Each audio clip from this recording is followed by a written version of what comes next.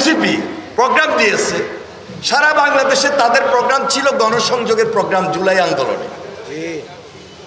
হঠাৎ করে আমরা দেখলাম গোপালগঞ্জে তারা প্রোগ্রাম দিয়েছে মার্চ টু গোপালগঞ্জ, একদিনে 2 দিনে চেঞ্জ।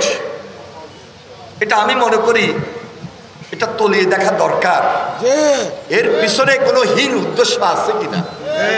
কারণ সামনে তো নির্বাচন, এই ধরনের গন্ডগোল যদি হয়ে যায় নির্বাচনটা প্রশ্নের মুখে পড়তে পারে। পড়ে যে নির্বাচন নিয়ে এখন পর্যন্ত এতগুলা কথা, তাহলে আপনারা কিভাবে গেলেন, কিভাবে বেরোয় আসলেন? যদি আমি এনসিপিকে বলি মজিদবাদের যদি কবর দিতে হয় গোপালগঞ্জ যাওয়ার দরকার আছে? আরে মজিদবাদের কবর তো মজিদবাদেই দিছে। মজিদবাদের কবর তো 72, 73, 74, 75 গত 17 বছর হাসিনা দিয়েছে। আমার এবং আপনার আন্দোলনের মধ্য দিয়ে কি মজিদবাদ কবর হয় নাই? মজিদবাদ কবর দিতে হলে কি গোপালগঞ্জ থেকে দিতে হবে? আমি